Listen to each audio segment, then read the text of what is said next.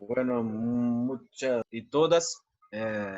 Yo soy Marco Alexandre, de la Pontificia Universidad Católica del Paraná, de la provincia del Paraná, en Brasil, más precisamente de la ciudad de Maringá, una ciudad del interior de la provincia del Paraná. Esta mi charla he denominado Economia Política de la Penalidad desde la periferia del capitalismo mundial.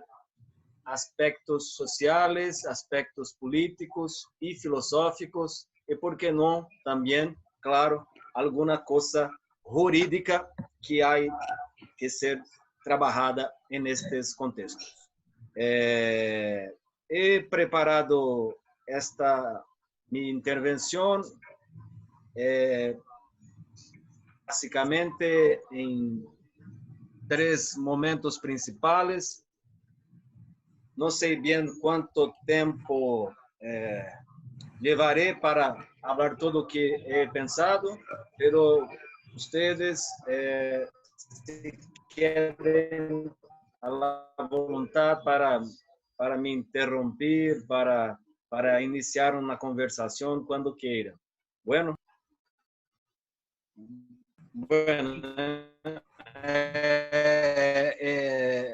inicio, por lo tanto, por algunas aproximaciones semánticas. La primera de ellas es ¿por qué penalidad? Economía política de la pena, una economía política del castigo, o otra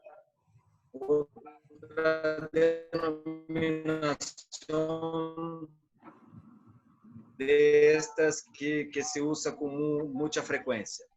Essa é uma divisão também do campo penalidade. Assim como em lugar da palavra criminologia, se propõe se aproximar do que em la América Latina, em nossa tradição, se ha chamado de sociologia del castigo, pero de uma forma que tiende a confundir-se com a expressão criminologia.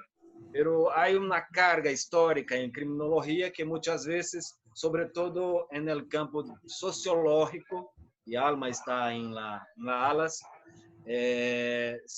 por vezes em Brasil, em las escolas, em los programas de pós-graduação de sociologia, não se utiliza muito. É possível falar também de uma sociologia del castigo. Pero penalidade exprime mais o objeto do que propriamente o método. Não se trata, por lo tanto, de uma sociologia del castigo ou de la punição, porque a penalidade, por la palavra, por la noção, por el concepto, talvez, de la penalidade, se busca traduzir todo el conjunto bastante amplio de aparatos que são, em primeiro lugar, represivos, mas também aqueles aparatos a estos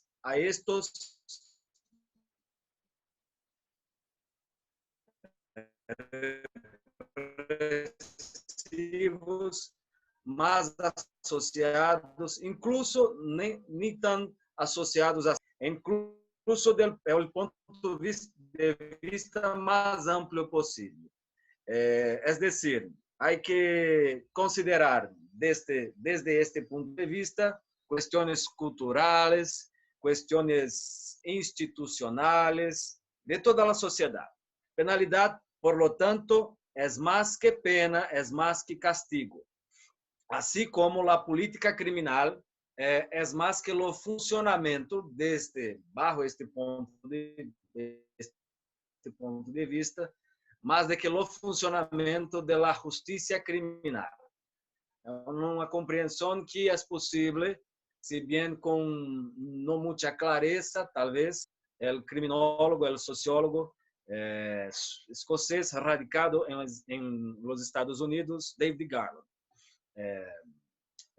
Para dar un ejemplo, las muertes, para além del funcionamiento normal, por así decir, del sistema de justicia, del sistema punitivo, es posible considerar, en caso de la periferia, na quebrada, como decimos aquí en Brasil, desde la quebrada del capitalismo mundial, y creo que no solo desde la periferia del capitalismo mundial, las muertes perpetradas, México, Brasil son singulares respecto de eso, o admitidas por el Estado. Por tanto, las muertes perpetradas o admitidas por el Estado de forma más o menos directa, así pueden integrar nuestro horizonte de preocupaciones. Integran, por lo tanto, la política criminal en un sentido igualmente más amplio. Incluso para utilizar unas expresiones que se deben a Raúl Zaffaroni, a los subsistemas penales paralelo y subterráneo. A asunción de la expresión penalidad también, la noción de política integral del Estado. Es más, por lo tanto, do que a política criminal, por mí mismo, ya compreendida de forma bastante amplia, muy amplia. Esto sinaliza, apunta para una complementariedad entre políticas que son sociales y también políticas represivas, entre otras tantas. Se visa, al fin, ideas con conceptos iguales a estos o parecidos con estos, a una idea del gobierno de la fuerza de trabajo, para de ahí sí se también encuadrar, se alinear a la tradición de la economía política da pena en especial. El gobierno de la fuerza de trabajo existente, de las populaciones, en fin. Es desde de un punto de vista Foucaultiano, una idea, una mirada esencialmente biopolítica. Bueno, podemos adelantarnos. Bueno, economía política de la pena o de la penalidad me permiten ser un tanto, me permitan tal vez ser un tanto, no tenía con clareza quién sería nuestra audiencia en el día de hoy. Alma ha dicho que el compañero Esteban, no, el Esteban, también de nuestro campo, ¿sí? Sí, Esteban. Sí. ¿Sí? Pero he preparado algo que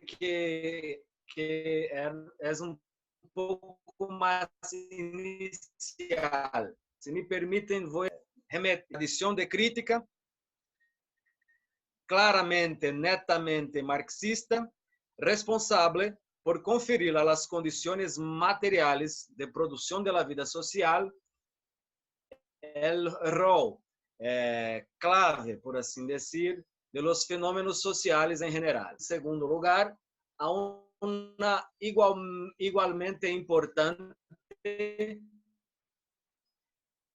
línea de pensamiento que permitió la llamada recepción estructural del paradigma de la reacción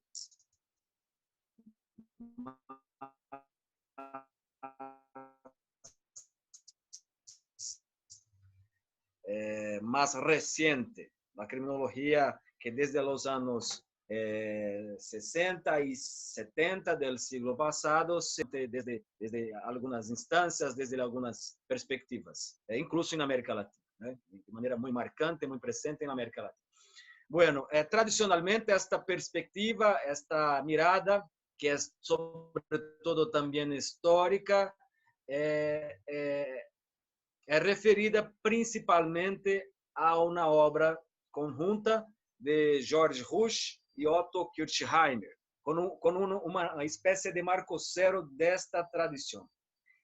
Pero a mí gustaría de hacer una consideración, un pequeno retrocesso, talvez, para falar de uma obra muito importante, pouco estudada em América Latina, me parece, que é a obra de William Bonger, Criminality and Economic Conditions, em inglês, na tradução que foi publicada em 1916. Se trata da tese de doutoramento deste holandês, William Bonger, e de uma obra muito importante que é possível acessar com alguma facilidade. Hoje em dia, creio que não é mais, não se cobra de ela direitos autorais, então é possível encontrá-la na internet. É uma obra em que Bonger analisou detalhadamente as formas em las quais os processos de produção capitalistas e seus efeitos são decisivos, de forma distinta a partir de las variáveis como a classe ou incluso, para aquele tempo, el género. Bonger falava de esto. Há também livro de qual falarei daqui a pouco, que Bonger levava em consideração a questão, a dimensão da raça para os processos de criminalização. E lhe preocupava, sobretudo, desde esta perspectiva de los processos de produção e seus efeitos, as motivações criminais que levavam a los distintos tipos, a la realização de los distintos tipos de criminalidade. Bonger, William Bonger, por lo tanto, en esta obra, que inicialmente é publicada em 1905, e sua tradução, que é acessado, é de 1916, hace um alentado análise estatístico. Por esta razão, também é apontada como, de certa maneira, um tanto dependente ou filiada ao positivismo, muito em voga naquela altura de todos, não? Um certo determinismo também que lhe correspondia em função de uma certa, um estabelecimento de uma certa lógica, de um certo vínculo demasiado exato, demasiado dependente entre análise estatístico e a produção, a realização de los crímenes. The Economic Conditions, Bonger ha publicado também uma Introduction to Criminology, inicialmente em 1932 em Holanda e depois em 1935 a tradução em inglês no disponível em la internet, hasta donde eu pude aceder.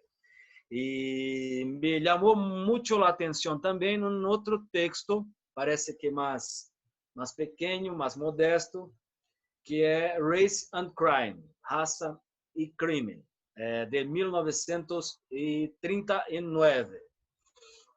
É muito conhecida uma abordagem rápida hecha en The New Criminology, el libro muy conocido de Taylor, Walton y Young, de 1975, en que ellos, con rapidez e incluso con cierta injusticia, tal vez hasta con algún anacronismo, adjudicam a Bonger a ideia de que havia sido uma espécie de catecismo formal, demasiadamente, como he hablado hace pouco, positivista. Bueno, hablo de Bonger porque tengo a impressão que é um nome pouco lembrado, pouco conhecido, talvez, sobretudo em los estudos que eu conozco, pelo menos de América Latina. É importante também falar no campo da teoria do direito, sobretudo em função de nossa audiência, desta nossa rede, da obra de Pachucanes, por supuesto. Teoria general del derecho y marxismo. Hay una passagem importante de esta obra seminal en que Pachucanes habla o hace, dibuja una teoría de la pena como cambio de equivalentes. La pena, por lo tanto, como el equivalente jurídico del crimen, fundado claramente en las relaciones de producción, por tanto, asociada también a la forma mercantil y a la asociación que Pachucanes hace con la teoría, con la idea o con la ideología del contrato que se utiliza, que se desarrolla principalmente no campo do direito privado, é muito clara e foi apropriada por determinados campos, por determinados pensamentos e pensadoras da criminologia, chamada, por vezes de maneira um tanto imprecisa, criminologia crítica. No caso do Brasil, sobretudo pelo paranaense também, Juarez Cirino dos Santos. E assim nos aproximamos das obras mais tradicionais ou mais lembradas, que são as obras de George Rush e Otto Kirchheimer.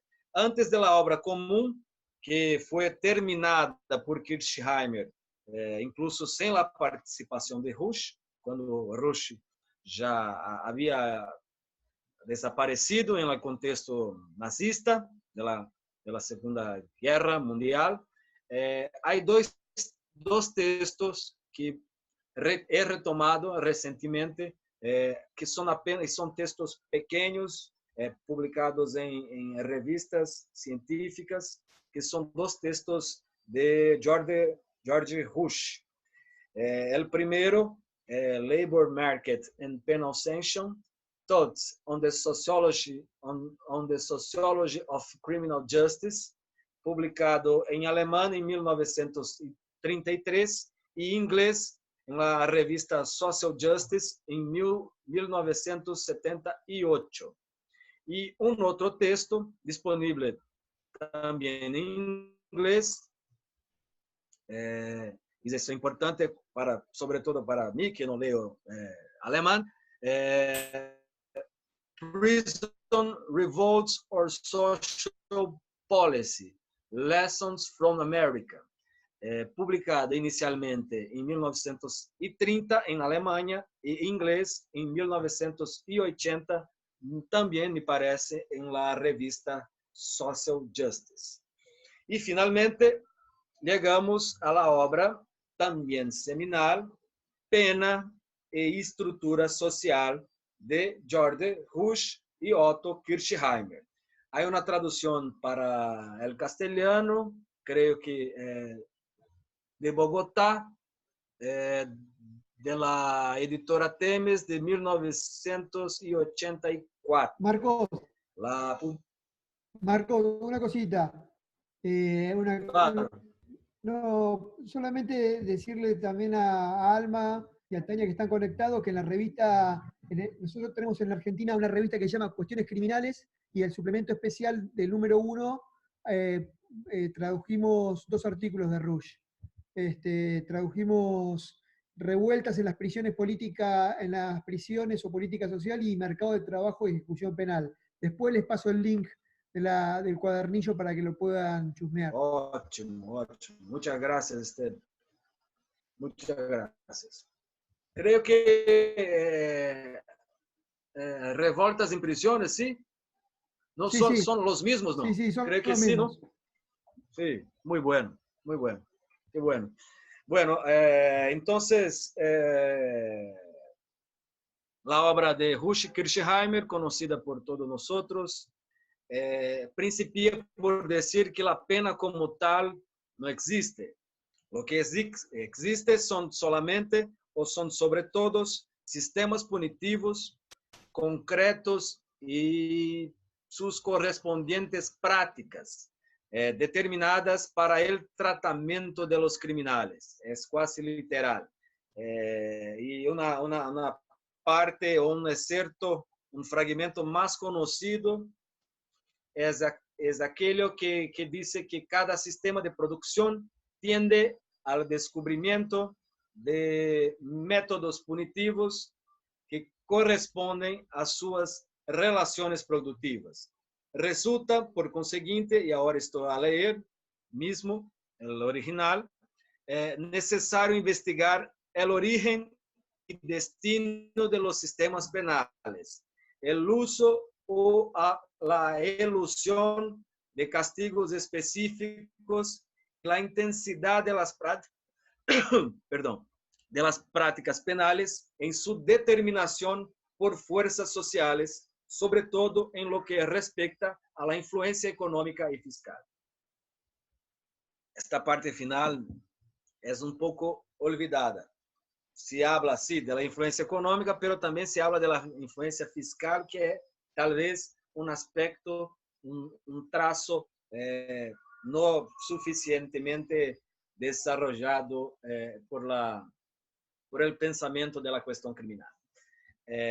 Bueno, aún para Ruth Kirchheimer, en esta misma obra, la fuerza de trabajo, cuando la fuerza de trabajo y a través de una investigación histórica que trabaja también con datos estadísticos, pero no en el nivel, creo que sea pertinente, sea adecuado asinalar, no en el nivel utilizado por Bonger, pero hace un trabajo, trabaja con estatísticas y esto todo para concluir. Es incluso muy criticado por algunas personas, algunos estudiosos de la historia más tradicional, de la historiografía, que habla de una cierta superficialidad de esta análisis que é hecho principalmente por Kirchheimer en esta obra, mas eles trabalham, portanto, com isso para concluir que se a força de trabalho é insuficiente para as necessidades do mercado, a pena tiende ou assume a forma de trabalho forçado, desde a mesma trabalho, força de trabalho. Se a força de trabalho, por outro lado, es excedente, la pena asume la forma de puniciones corporales que llevan al fin a la destrucción de la fuerza de trabajo, de la mano de obra. Entonces, es una idea que puede ser desenvolvida, es una especie de regra, pero yo creo que es más adecuada tomarla como algo que puede y tiende a funcionar exactamente como esto, como una tendencia en sistemas muy distintos, muy específicos, sobre todo levando en consideración los países centrales y los países periféricos del sistema mundial, del sistema capitalista, que como tal es necesariamente algo que ocurre mundialmente, ¿no? Entonces, passo agora numa muito breve, muito rápida creo que, no sé cuánto he hablado, 20 minutos, creo. Empezamos a las 19:15. ¿Es esto? Voy a anotar. Sigo. Bueno,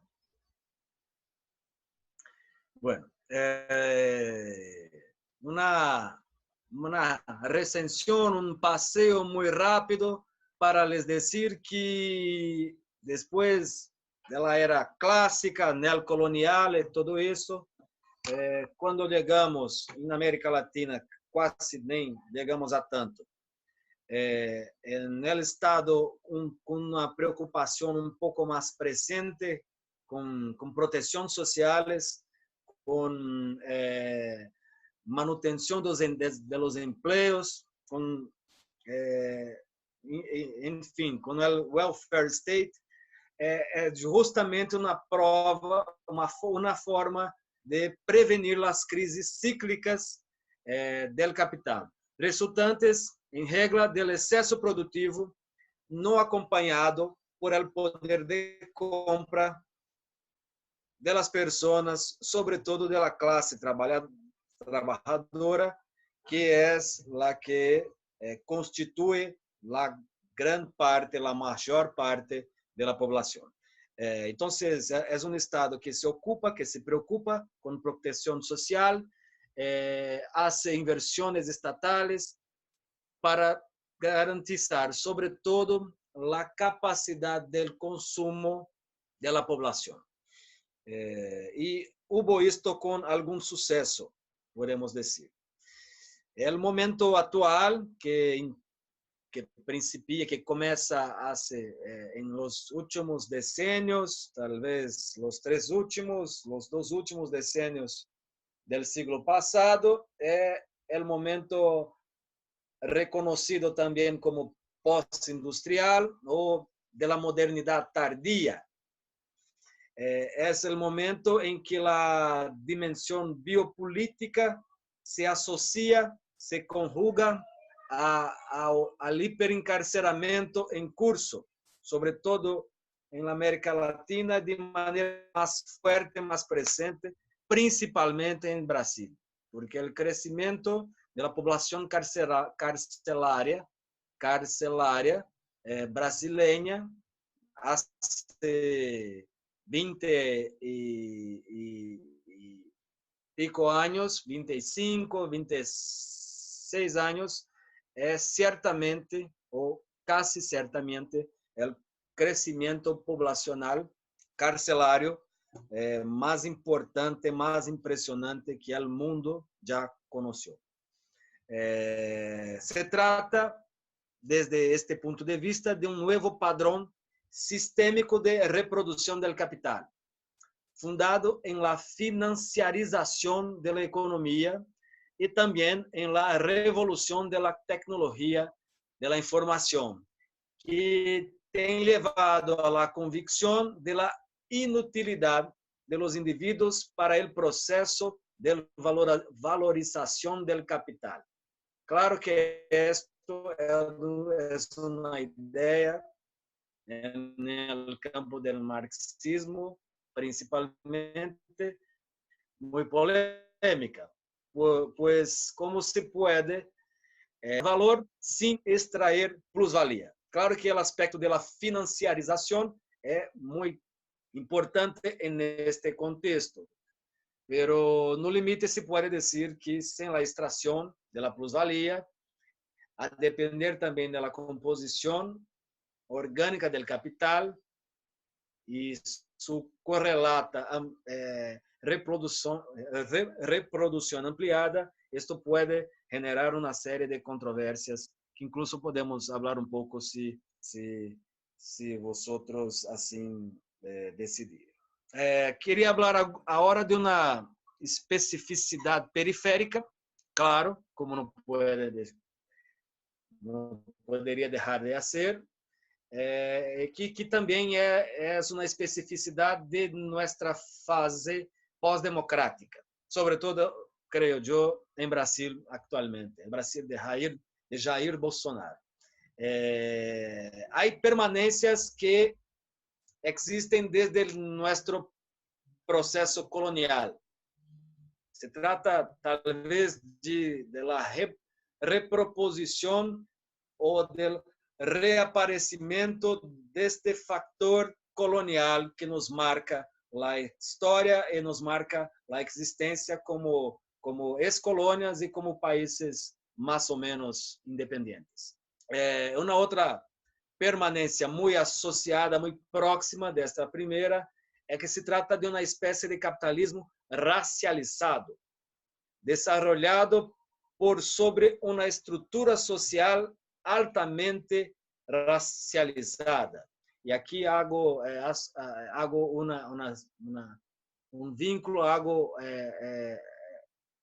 una citación, por así decir, de una tesis de doctoral de aquí del Brasil, de Carla Benítez Martins, que he leído muy recientemente. Se trata de una tesis de doctorado en sociología y que se llama Distribuir y Punir.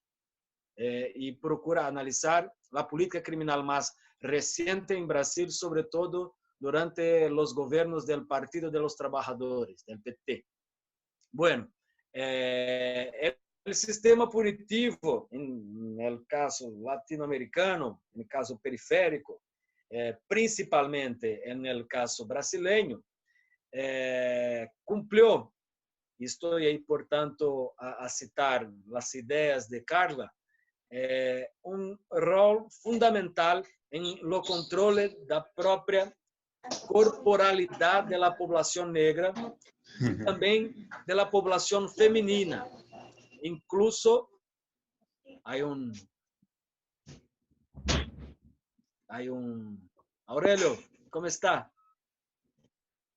Hay un ruido. ¿Sí? ¿Ya? Creo que tiene que cerrar el micrófono, por favor. Sí, perdón, voy. Saludos. Claro que si quiere hablar, puede, Aurelio. Si quiere a la voluntad. Perdón, se me escucha porque lo tengo apagado, ya se prendió. Ya, no lo voy a apagar, gracias, una disculpa. No, no por eso.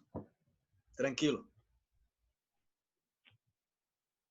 Veo que hay un link acá, muchas gracias. Bueno, entonces es un sistema punitivo que cumplió, como habla, este rol de controlar la propia corporalidad negra femenina, incluso sobre su circulación y también sobre sus manifestaciones culturales y religiosas. Todavía, incluso sigue así en Brasil. Todavía sigue así. Por tanto, en la periferia o en la quebrada, como decimos aquí en Brasil, en alusión, por ejemplo, a las favelas, las periferias de las ciudades, hablamos la quebrada, las quebradas, donde mataron hace poco 9 jóvenes que danzaban, que bailaban en la calle, en Paraisópolis, en la ciudad de São Paulo, en el último sábado. La policía adentró el baile, la fiesta, y pisoteando. Parece que no utilizaron, en fin, desta vez por lo menos armas de fuego, armas letales, pero el saldo fue la tragedia de la muerte de 9 casi niños. La mayoría de los 9 no tenía siquiera los 18 años. Por tanto, en la quebrada, en la periferia, no hubo en el proceso de modernización la intención, y eso es muy claro en Brasil, de transformar lo rebelde, lo vagabundo, lo trabajador en algo, lo vagabundo o las personas, sobre todo los negros, en un trabajador productivo. Esta es una característica de nuestro proceso de modernización capitalista, en la pasaje, por lo tanto, del siglo XIX al siglo XX. O exceso de mano de obra, em especial negra, levou, por lo tanto, a tendência à subdestruição, porque foi uma mano de obra que não se aproveitou no processo de modernização capitalista em Brasil. Creio que esta é algo fundacional, algo decisivo, para não dizer determinante, mas que condiciona a formação social brasileira, incluso em los dias que correm, em los dias de hoje. Isto também levou, para lembrar de um brasileiro que se radicou por muito tempo no México, Alma, a la superexplotação del trabalhador. Mas allá, portanto, daquelas pessoas que sequer em trabalhadores foram convertidas, é uma característica muito particular, talvez não tão particular, mas é uma característica muito própria nossa, a la superexplotação del trabalhador. E cito, por lo tanto, Rui Mauro Marini, uma profunda, abro semillas, se dice, abro semillas para citar Marini. Comillas. Comillas. Semillas son otra cosa. Gracias. Las comillas. Para citar Marini. Se trata de uma profunda contradição, chamada a coadjuvar a acumulação del capital com base na capacidade produtiva del trabalho em los países centrales. América Latina debió hacerlo mediante una acumulación fundada en la superexplotación del trabajador. En esta contradicción radica la esencia de la dependencia latinoamericana. Estoy a citar, evidentemente, la dialéctica de la dependencia de Marini. Estos son, por lo tanto, rasgos de nuestra especificidade periférica que eu quis destacar nesta charla. Bueno, para me adelantar e finalizar, por lo tanto, o que penso em trabalhar com vosotros. O momento actual parece exprimir uma crise, pero há uma certa ambiguidade. ¿De qué crisis estamos hablando? Yo tengo la impresión de que se trata de un nuevo estadio, de una nueva fase de la crisis de 2008, pero con la novedad de que parece haber un movimiento de alejar los principales problemas de los países centrales, llevando a un descenso de las importaciones periféricas y correspondientemente a un agravamiento de la condición obrera de los países que la componen, de los países periféricos, por lo tanto.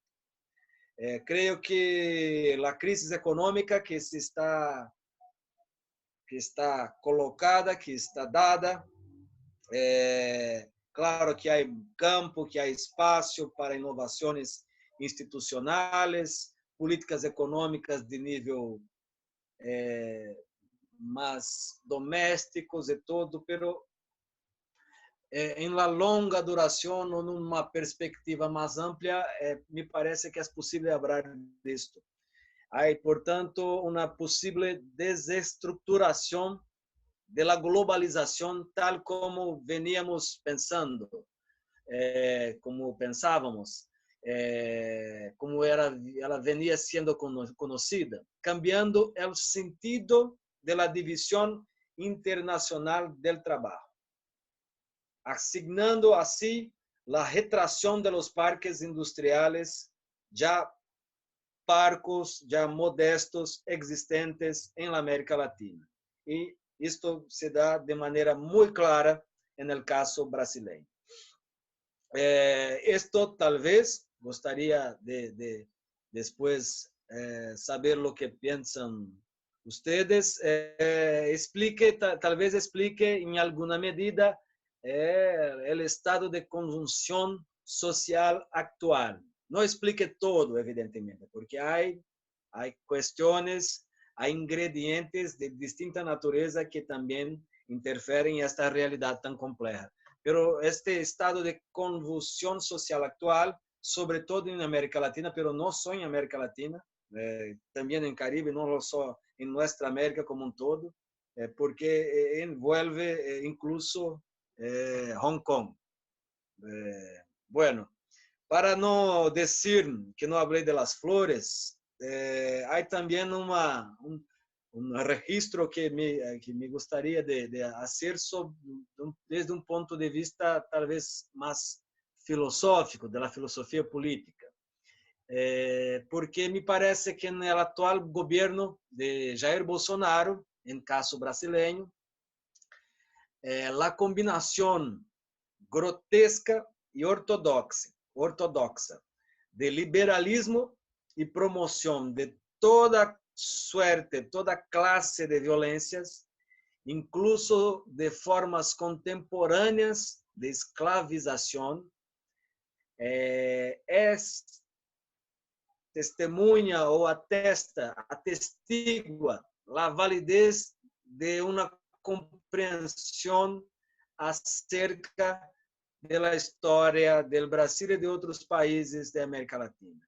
Sua atual configuração constitui, entendida, por certa visão da inteligência, principalmente brasileira, inteligência, que consiste em la combinação aparentemente paradojal de ultraliberalismo econômico e autoritarismo político, talvez não merecedora do epíteto fascista, só devido a sua subalternidade geopolítica, particularmente frente aos Estados Unidos e seus sócios mais leais.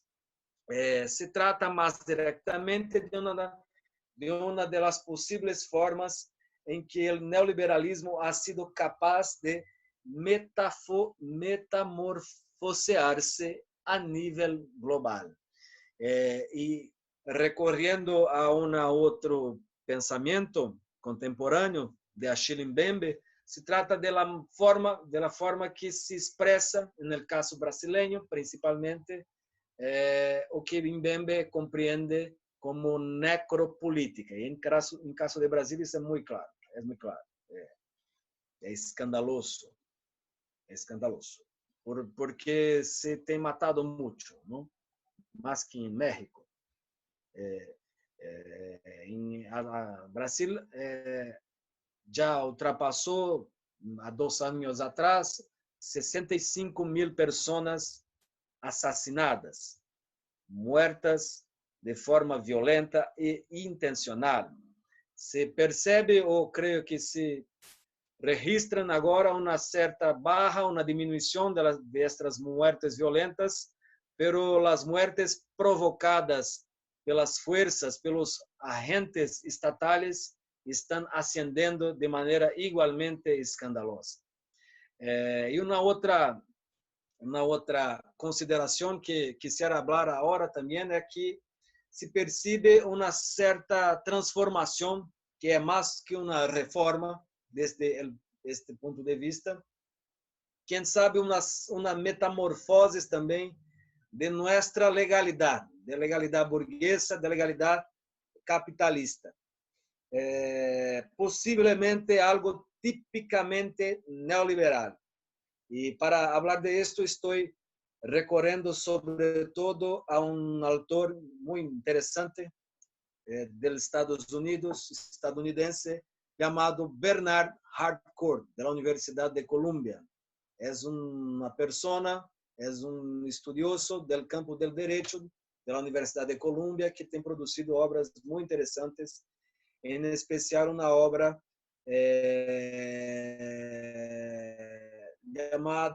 tiene un primer título de Counter Revolution, la contra-revolución. Y hay un título más amplio después que no tengo ahora para decirles. Bueno, una pregunta interesante es, en los tiempos de los gobiernos progresistas que hubo en América Latina, sobre todo en la década, en los 10 años pasados, con queda del desempleo, con un incremento, un aumento del salario mínimo, y mismo así no produjo en las tasas, en los índices, sobre todo de encarcelamiento, ni una forma, ni una disminución, ni un abalo en la curva de ascensión ascendente. Y la pregunta que se queda es, ¿teníamos dejado propiamente de implementar políticas neoliberales? No apenas en el campo criminal, pero una política integral del Estado, como hablaba más temprano. Teníamos nosotros, sobre todo en el caso del Brasil, que conoció la alta más importante, el crecimiento más importante de la población carcelaria de la región. Teníamos dejado de lado políticas neoliberales. En este sentido, hay trabajos importantes, en especial una publicación de la Claxo, del GT, coordinado hasta poco tiempo por Máximo Soso, de la Universidad Nacional del Litoral de Santa Fe, llamado Pós-Neoliberalismo y Penalidad, que fue indicado por mí también como uno de los textos de apoyo para nuestro seminario de hoy. Bueno, creo que preparé un poco algo más para hablar. Termino y ahí podemos conversar. ¿Puede ser? ¿Sí? Bueno, gracias.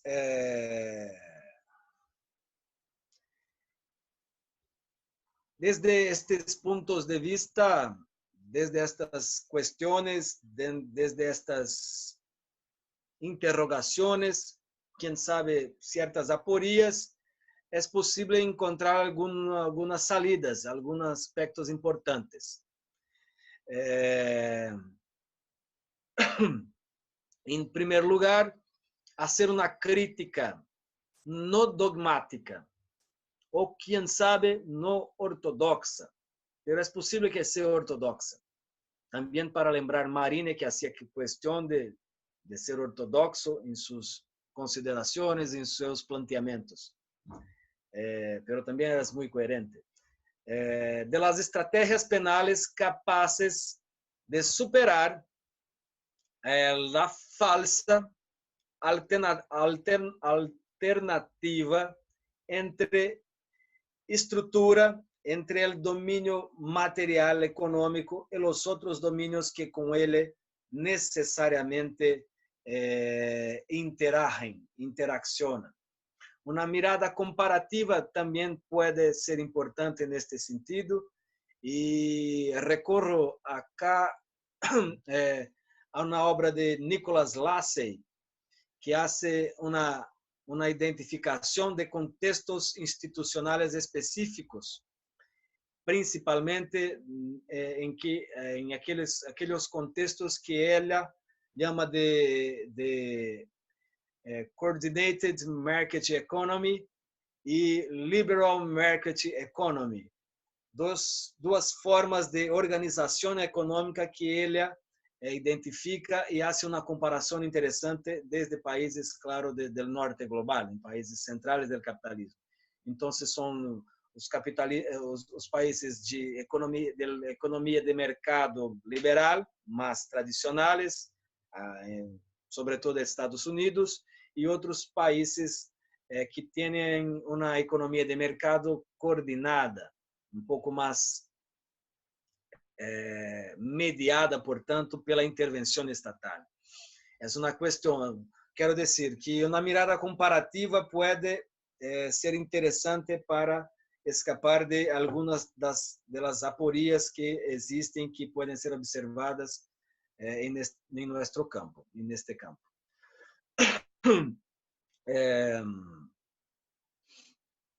Há que pensar também, me parece, que uma nota muito clara é que o que experimentamos actualmente é uma reestruturação profunda do regime específico de acumulação capitalista e que as questões mais cosméticas, por assim dizer, como políticas sociais mais protetivas, que se dedicam, que se destinam à população mais vulnerável, não é capaz de afastar, de excluir.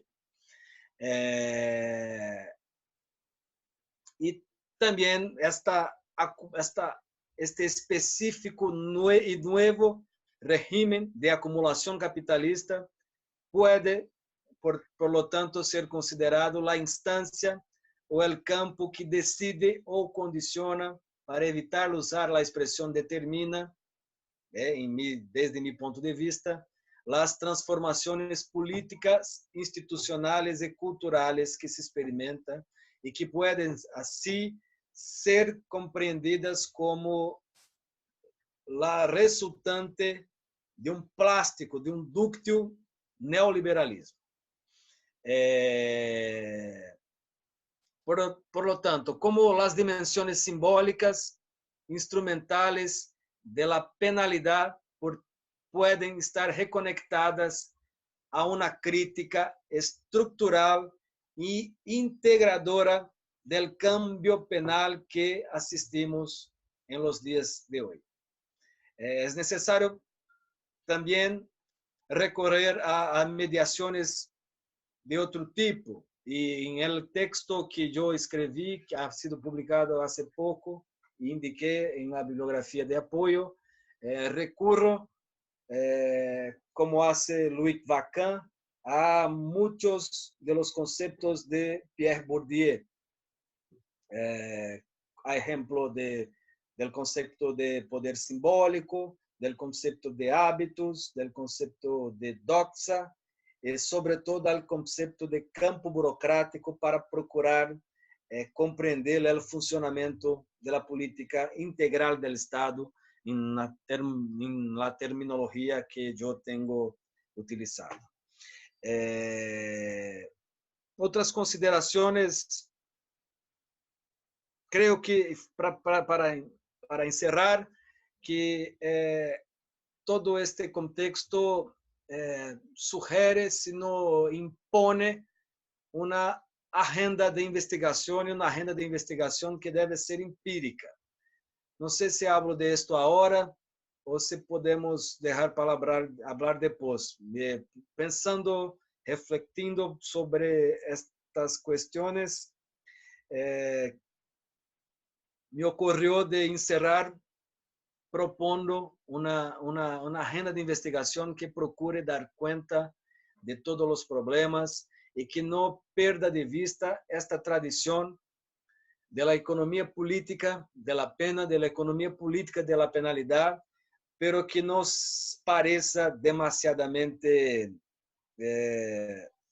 determinista, que não seja demasiadamente, claro, economicista, por permitir, por encerrar interações, a consideração de vários contextos, de várias especificidades e das mudanças, de los cambios que ocorrem no final de las cuentas, sobretudo a partir de necessidades de las formações sociais capitalistas e, em particular, de las formações sociais capitalistas periféricas. Por lo tanto, a questão de fundo debe, en mi punto de vista, permanecer, pero debe también admitir la interferencia, la interlocución, el diálogo con otras tantas dimensiones que, por cierto, influencian en las resultantes de los procesos históricos que estamos a vivir en la América Latina. Creo que termino por aquí y podemos volver a estas cuestiones más prácticas, tal vez más operacionales, de una posible agenda de investigación que yo principalmente tengo la intención de hacer, de desarrollar. Bueno, creo que sea esto. Vamos a hablar un poco más porque está muy monólogo. Muchas gracias por la atención de ustedes. Muy bueno. No, yo por ahí, una cosita.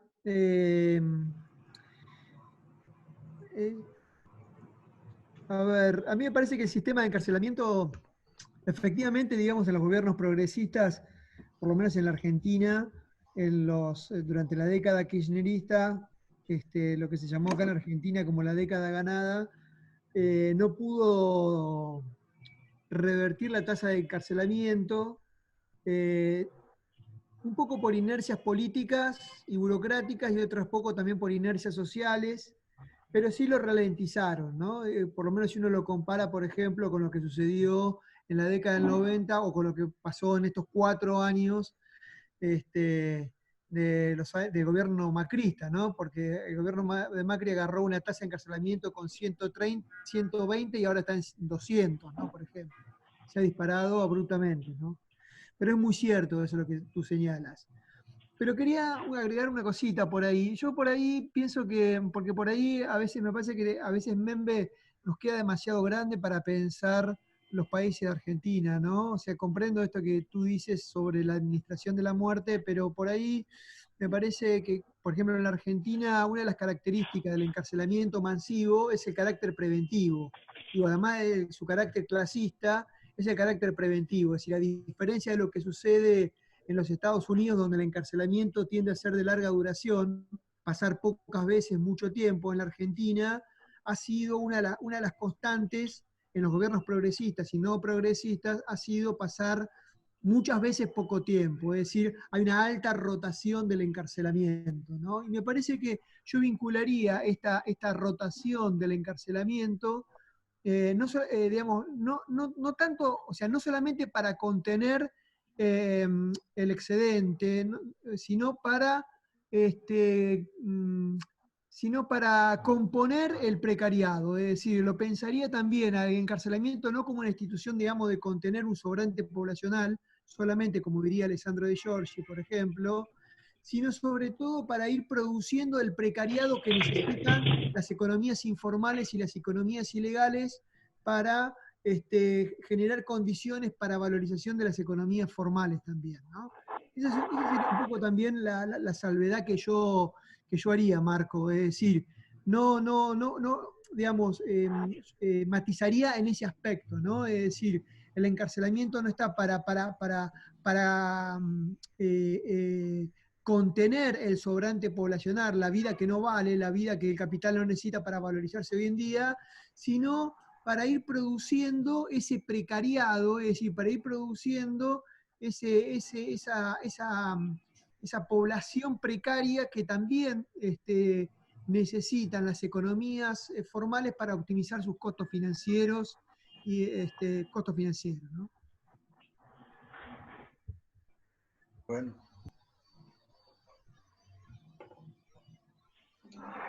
Hago mi comentario ahora. ¿Qué piensan?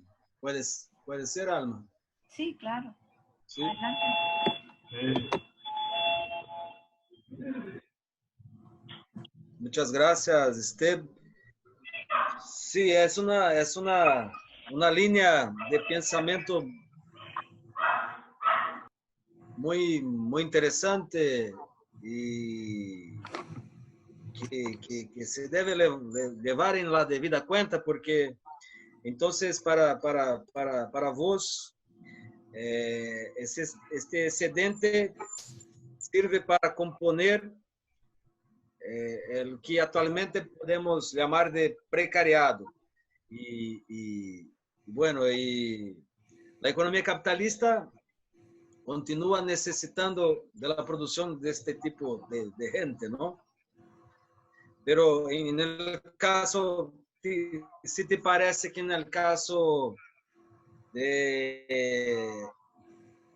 En Brasil esto es muy grave, es muy más claro, me parece, porque la producción de muertes tiene acentuado históricamente y ahora, claro que las muertes son producidas también por las personas que no integran el aparato estatal, pero en Brasil más claramente ahora la producción de muertes y la tentativa de justificar, sobre todo por la previsión legal, hay una metamorfosis también de la propia legalidad, de la cual procuré hablar un poco más temprano, previendo la ampliación de la justificación del nombre, con el nombre de legítima defensa. ¿No? En Brasil hay 3 tentativas, por lo menos, de proyectos de leyes que procuran ampliar apenas para los agentes estatales la exclusión de la antijuridicidad, para hablar con terminología de derecho penal, de la legítima defensa. Entonces, no sé si te parece si estos 2 dominios se pueden conectar, porque la producción, por tanto, el incremento del precariado, por sí solo, algo muy propio del momento histórico que experimentamos, posiblemente neoliberal, en caso de Brasil se convierte en algo más claramente necropolítico, en función, en razón de las muertes que se han producido acá de manera, como dijo, escandalosa. Pero a mí parece que hace mucho sentido. No lo sé. ¿Qué te parece? Sí, sí, no, estoy de acuerdo, estoy de acuerdo. Yo justamente introducía ese matiz porque, digo, Sí, muy para bueno. pensar, por ejemplo, Argentina me parece que nos queda grande, ¿no? O sea, por eso yo diría, en todo caso, como diría Foucault, ¿no? También en Genealogía del Racismo, administrar la muerte no es solamente la muerte directa que llega a través de los homicidios, gatillos fáciles, etcétera, etcétera, sino crear todo, digamos, es gestionar la muerte indirecta, ¿no? Es decir, todo aquello que crea las condiciones para que la muerte exista. En ese caso me parece que el concepto de necropolítica se adaptaría mejor, digamos, a la Argentina, ¿no? Es decir, pensar la muerte no solamente como la muerte directa, sino pensar, digo, la falta de salud, la falta de inversiones, en materia de salud, ecología, etcétera, etcétera, no es muerte, pero crea las condiciones para que la muerte tenga lugar. Y en ese sentido se podría, digamos, meter, pero con ese rodeo. Pero bueno, para pensar la particularidad de la Argentina, donde que no tiene ni por aproximación la tasa de homicidio que hay en las grandes ciudades de Brasil, ¿no?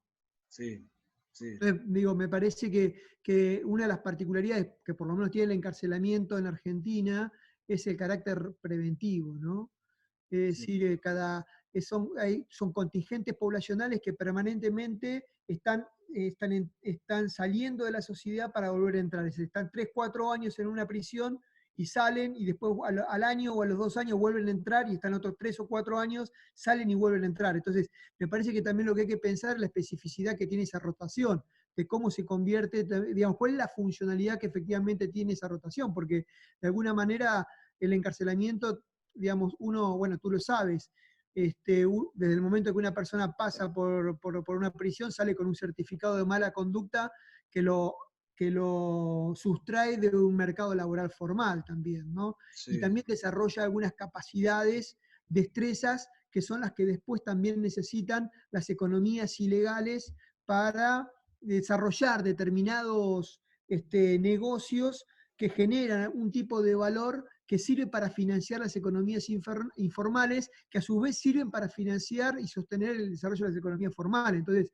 habría que pensar las continuidades entre estos tres mercados que antes se los pensaban como mundos aparte y ahora se encuentran como solapados. Pero comparto lo que tú estás diciendo, ¿no? Es decir, solamente introducía ese matiz para decir lo siguiente, ¿no? Que el encarcelamiento no tiene solamente a la contención del sobrante poblacional, sino a la composición, a la recomposición, digamos, del parque obrero, ¿no? Es decir, la generación de una fuerza de trabajo precarizada que después será reclutada por las economías informales. Sí, sí, me parece muy bueno. ¿Y qué te parece? Hay un rol, hay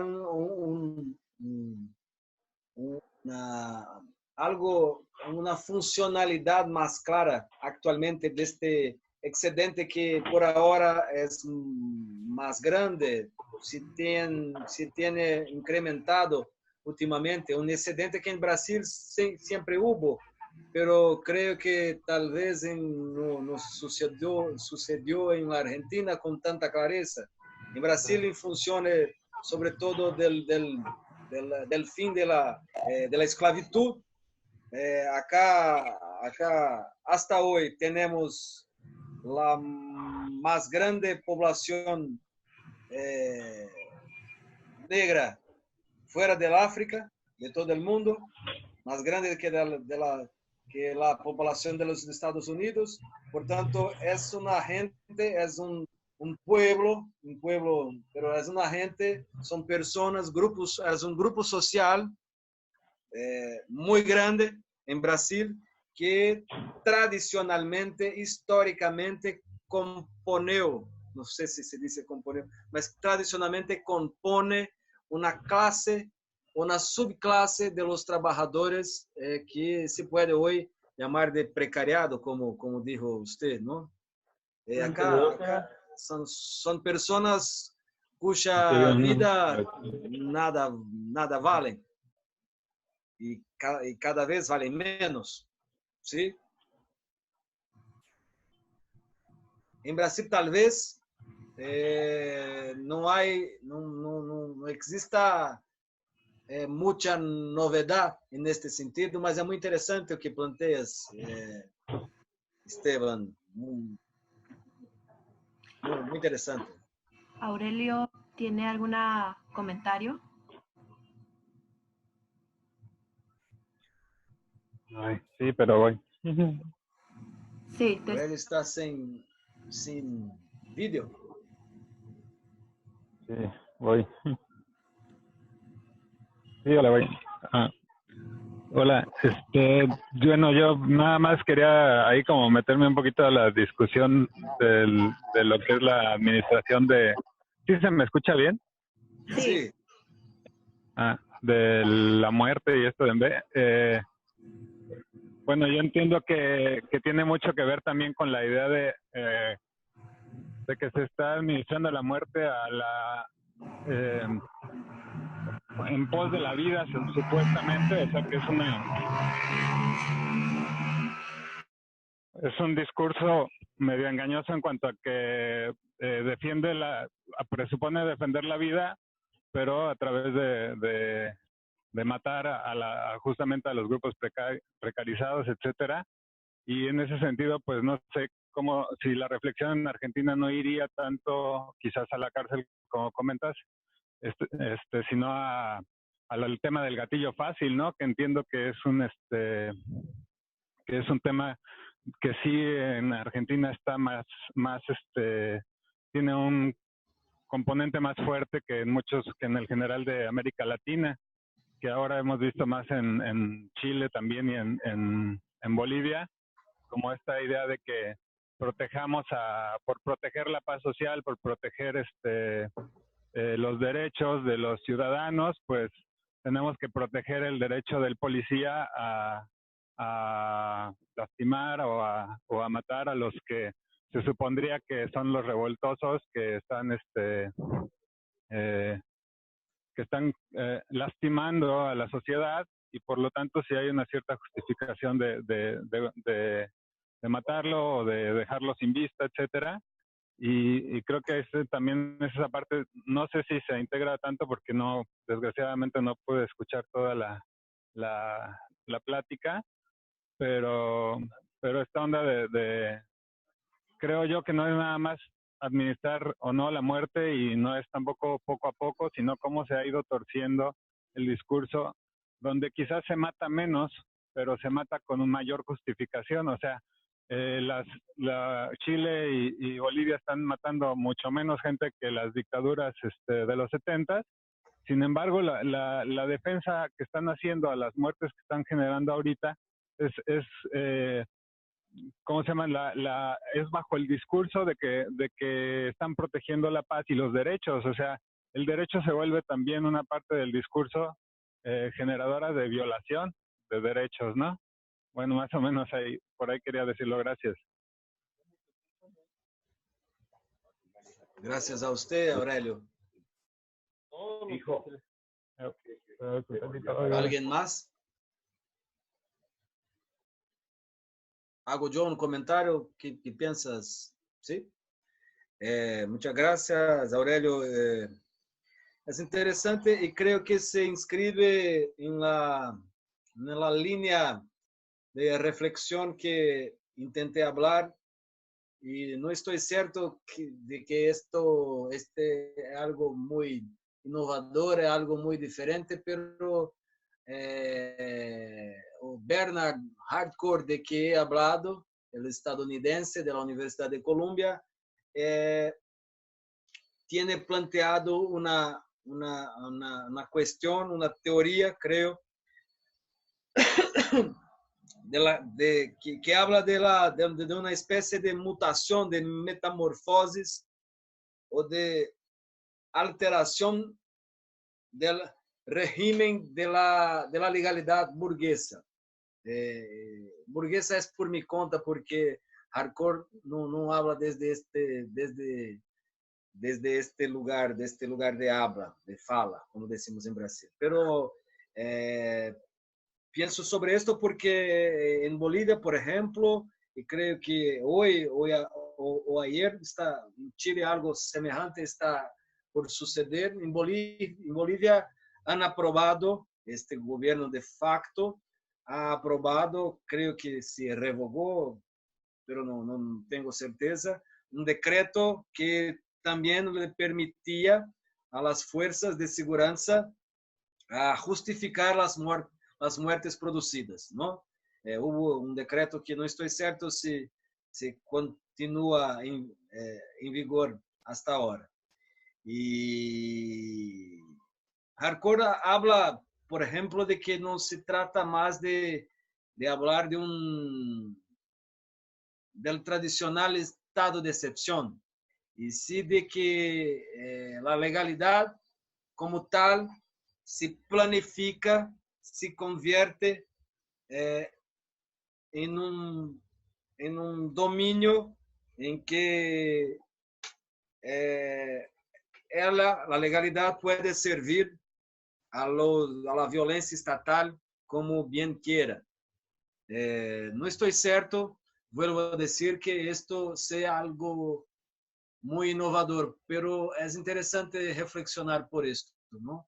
Y hay, por tanto, una especie de apoyo legal para iniciativas que se están implementando, que se están realizando actualmente acá desde la periferia del capitalismo global, cosa que los países, en principio, los países centrales al capitalismo no permitirían con tanta facilidad. Sin embargo, de los subsistemas legales que existen para los inmigrantes, por ejemplo, en la Europa, ¿no? En Europa continental e incluso también en la Gran Bretaña. Pero es muy interesante esto también. No sé si contemplo, si es posible continuar a dialogar con ustedes en este sentido.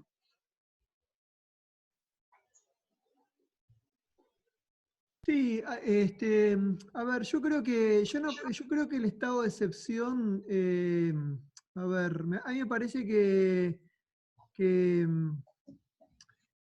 que hay una combinación entre el Estado de Derecho y el Estado de excepción, ¿no? Sí, me parece que cuando el capital, a ver, lo voy a decir de esta manera, cuando el capital para valorizarse necesita de la expansión de las economías informales y las economías ilegales, esas economías informales y esas economías ilegales, alguien tiene que regularlas. Y la regulación implica descontrolar a la fuerza de seguridad, ¿no? Es decir, liberar a la fuerza de seguridad de tener que rendir cuentas por lo que hacen, ¿no? Y se lo hace a través de un sistema de cheques grises, ¿no? Es decir, el funcionario que le dice manejate, manejalo, vos sabés, ¿no?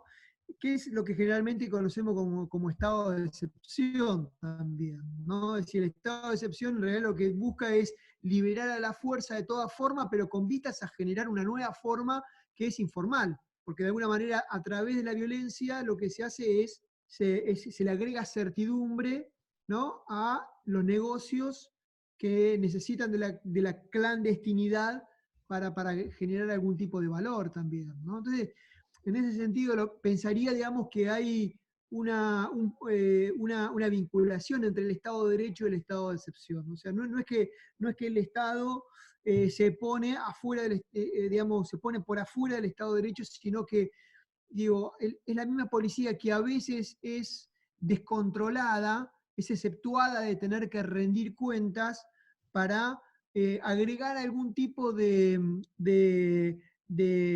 regulación, es decir, para darle certidumbre, ¿sí?, a los negocios que necesitan operar en la ilegalidad o la informalidad también, ¿no? O sea, eso es lo que diría. Sí, sí, había hablado también de la necesidad de las economías ilegales, ¿no? Para la reproducción. Y yo no contemplé en mi reflexión, pero es muy interesante también y lo que planteas, Esteban, y hace mucho sentido, porque la desnecesidad de control, o quedar fuera de control es también una necesidad de de este, de este comportamiento estatal actual, ¿no? Parece ser eso, parece ser esto.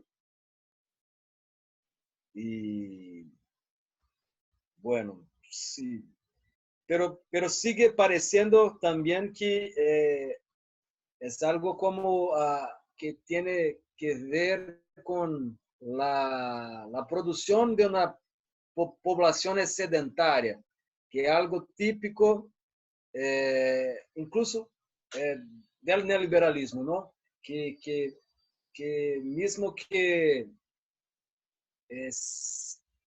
siga necesaria para la reproducción del capital, es también algo que se produce que excede las necesidades de la reproducción y pueden, por tanto, tienen la vida quitada con más facilidad. No sé si parece, las cosas se coordinan así, se vinculan, se hacen un sentido, ¿no? ¿Qué crees? Sí, sí, sí, estoy de acuerdo. Yo creo que no solamente el Estado por arriba inyecta dinero, sino que también las economías informales por abajo inyectan dinero, ¿no? Y me parece que esas inyecciones de dinero necesitan certidumbre y regulación y que la aporta el Estado. Es decir, a ver, lo voy a decir de otra manera, cuando el capital para valorizarse necesita de la expansión de las economías ilegales, el capital le reclama al Estado que libere la violencia para agregarle certidumbre a esos negocios, ¿sí? Es decir, de alguna manera el Estado o las fuerzas de seguridad serían la mano invisible, digamos, de esos mercados ilegales, esos mercados informales, para generar marcos, para construir marcos que le permitan seguir desarrollando sus negocios, que son esos negocios, los ilegales y los informales, los que le permiten, digamos, a las economías formales optimizar sus costos financieros también, ¿no? Porque no estoy pensando como mundos paralelos, ¿no? Que transitan por andariveles separados,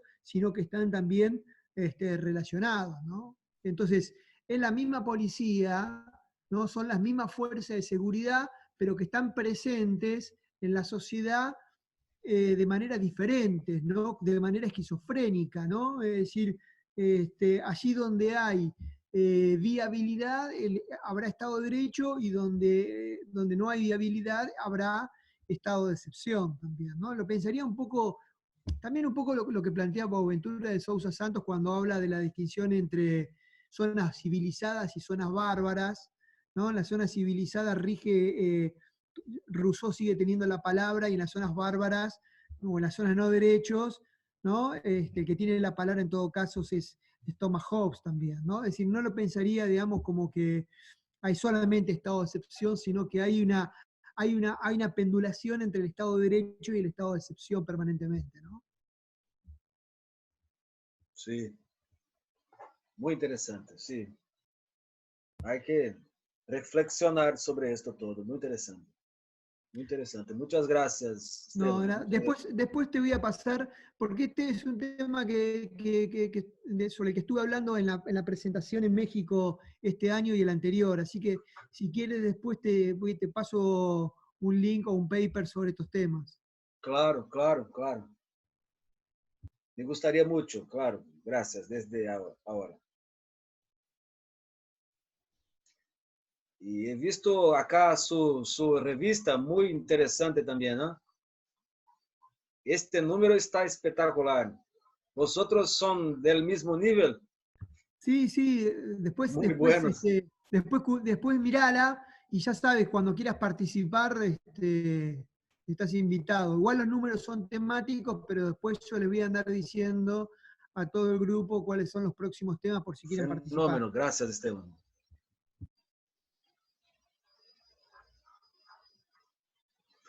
¿Cuántos somos nosotros ahora? Solo 5. Creo que sí. Sí. Bueno, Y gracias, Alma. has emprendido esta eh, idea de lograr una agenda de investigación empírica para América Latina desde esta metodología con algunos otros grupos o es algo naciente? A ver, cuéntame, me interesó eso.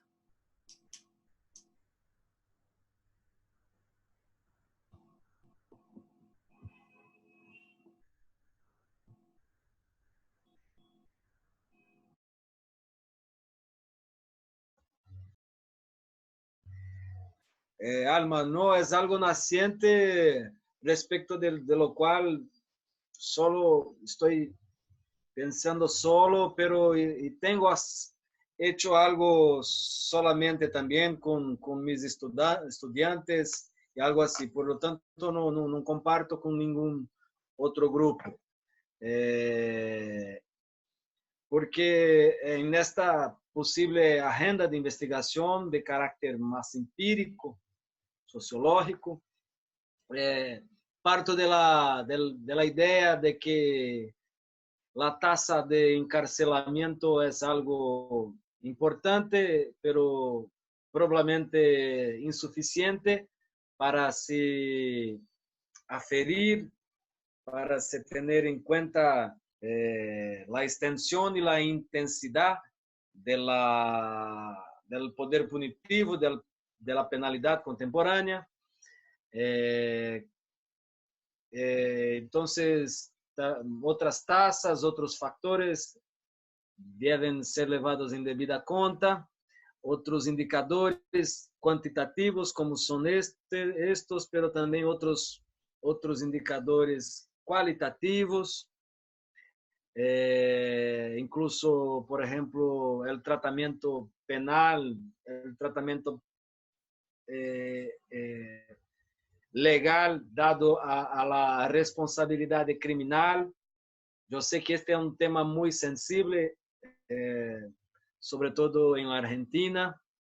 En caso de Brasil hay una campaña muy grande para el aumento de la edad penal actualmente. El gobierno actual brasileño de Bolsonaro es claramente favorable a una reducción de la edad penal.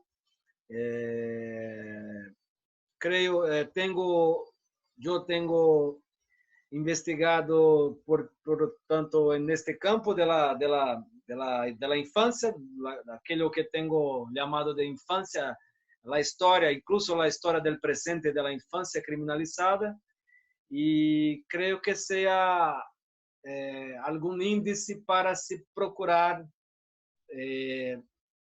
involucrar o tener más clareza del campo de la penalidad, ¿no? De la penalidad tal vez para los niños, adolescentes, en una primera aproximación, pero claro que es una pesquisa, una posibilidad de investigación muy ambiciosa, que tenía que contar con más personas, más grupos y sobre todo con presupuesto, ¿no? Pero hay muchas ideas que tengo pensado. Tengo empezado con dados cuantitativos de Brasil respecto de la población infanto-juvenil, también de la actual actividad legislativa en este campo, de la responsabilidad penal juvenil o de los adolescentes en conflicto con la ley penal, como hablo yo.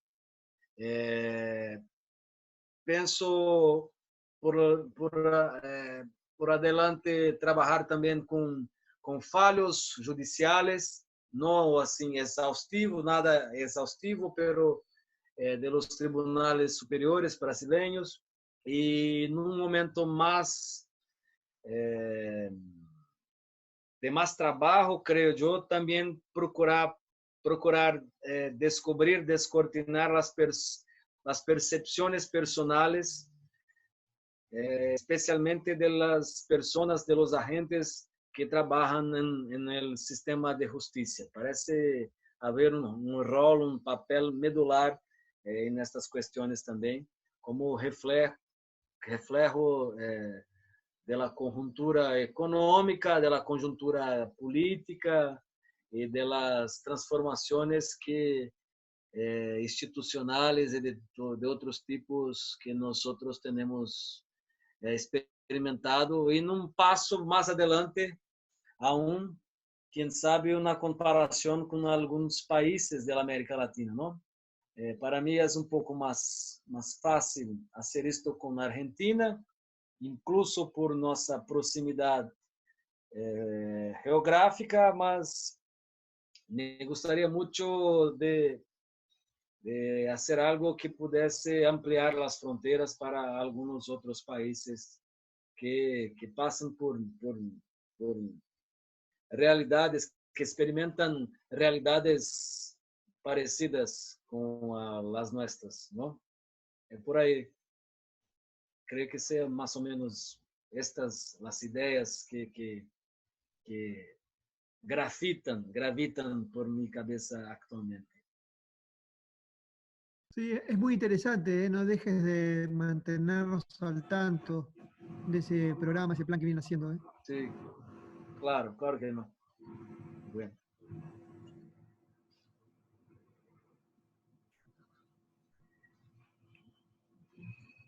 No he tenido tiempo de leer tu paper, pero lo voy a leer y después déjame tu correo y seguimos. Así, ¿podemos hacer esto en el grupo de WhatsApp o hacemos algo? No, dale, el grupo WhatsApp. Bueno, dale. Hola.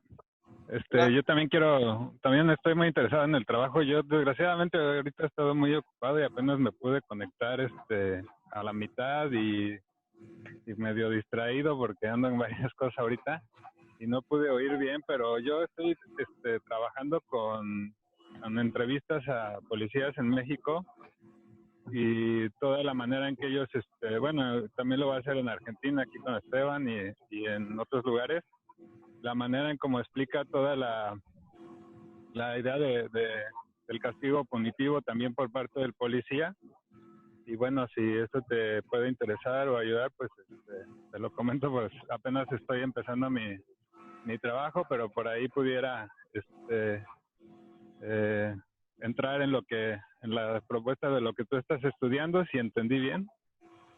Y también comentar, en México hay muchas encuestas que se han hecho a nivel carcelario, a nivel de toda la población carcelaria, sobre los motivos de su detención, la forma de su detención, etcétera. Y son encuestas muy interesantes. Si también te pudiera interesar, te podría pasar los links.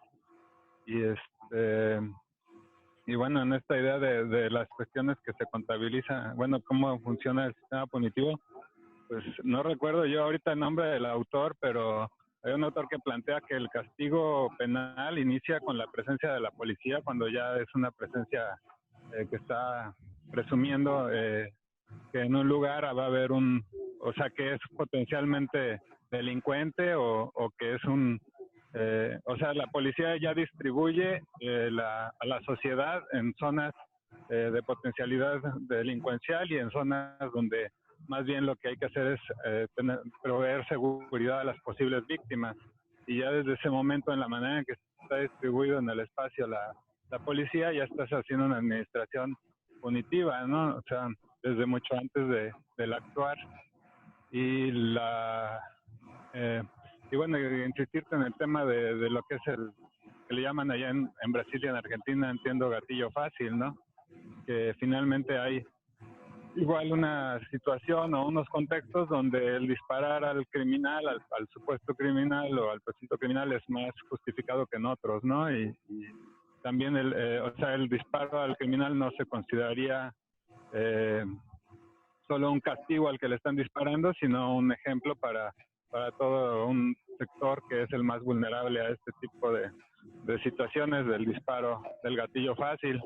Hay un grupo que yo estuve escuchando videos de un grupo de manifestantes en Argentina, que lo que decían, por ejemplo, en el tiempo de Cristina Kirchner, no hubo mucha represión a protestas a comparación de lo que fue con Macri o con otros gobiernos, pero ellos denunciaban que el gatillo fácil era algo que estaba incrementando. Yo no tengo datos de eso es lo que denuncian el grupo de activistas, nada más lo estoy mencionando, por ahí tengo el video si les interesa, y que se estaba incrementando y que justamente era utilizado en sectores populares movilizados y que pues se estaba utilizando para desmovilizar. Y bueno, esos serían los comentarios. Fasán también trabaja ese tema en un libro que se llama Castigar. No sé si te estaba refiriendo a él. A ver. ¿Quién? ¿Perdón? ¿Cómo? ¿Quién? Ah. Fue a buscar.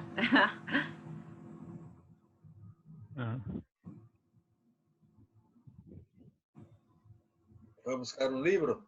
Uh-huh.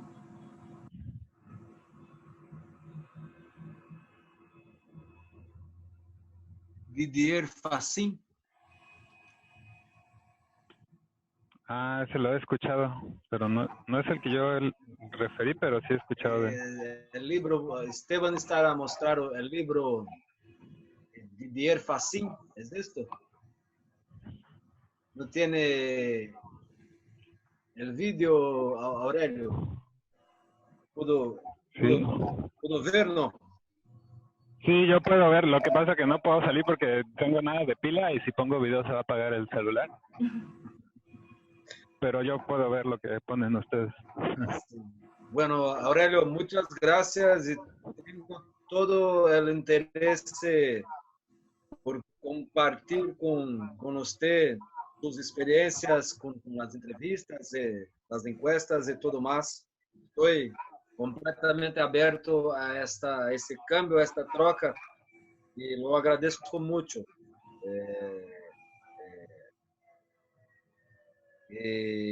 Bueno, la cuestión de la facilitación de la producción de muertes creo que está en la orden del día. Tristemente está en la orden del día en el subcontinente, ¿no? Que le diga también el Haití, de lo cual la prensa habla mucho menos lo que habla, ¿no? De Chile, de Colombia, de Bolivia, de todo esto. Pero creo que es un tema, la producción masiva de muertes ha volvido, si es que en el caso de Brasil ha dejado alguna vez nuestro horizonte de preocupaciones actuales, ¿no? Es un tema,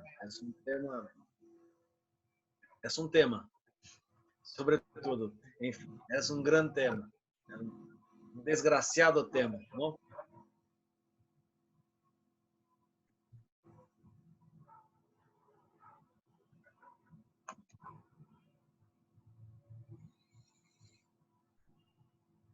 Bueno, podríamos quedar para la próxima, ¿no? Entonces, ya están, ¿no? Creo que sí. ¿Piensas, Alma? Pues pienso, me dejaste pensando en muchas ideas que me aporta bastante para mi propia investigación.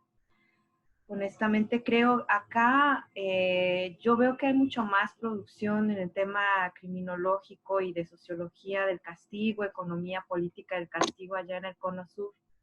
Acá en México, lamentablemente, los estudios que hay son desde otras perspectivas que se quedan en, imagínate, todavía siguen con la psicología clínica o la, en términos positivistas, y es una cosa que acá en México no se ha podido desarrollar suficientemente.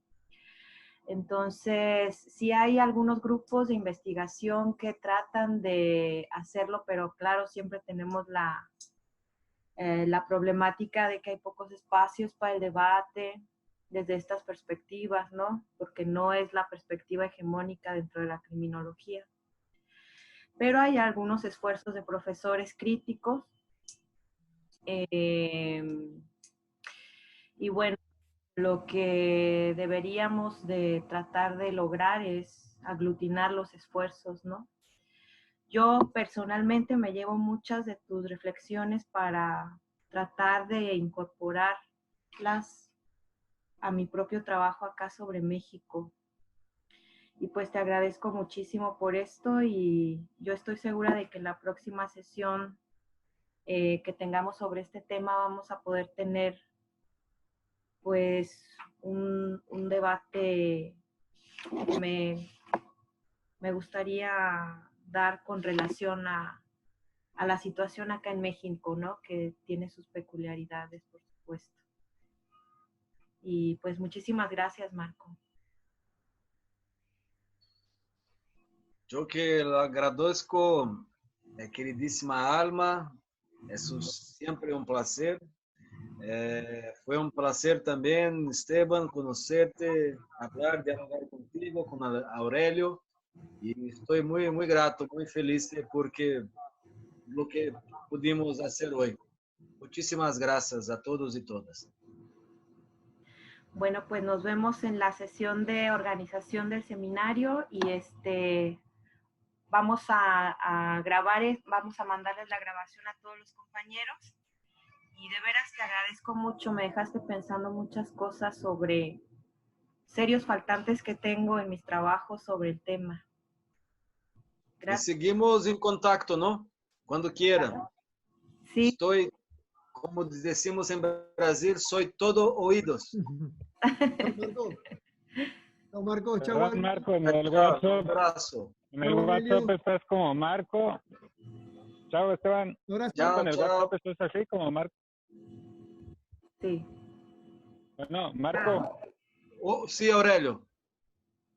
Bueno, a mí me interesaría también poder platicar un poco después, porque ahorita sí estuve yo muy distraído, pero nada más quería preguntarte, en el WhatsApp, ¿cómo sales? ¿O tu nombre en el WhatsApp es así, Marco Alexandre? Creo que sí. Voy a poner algo de aquí a ahorita allá. ¿Sí? Ok, muy bien.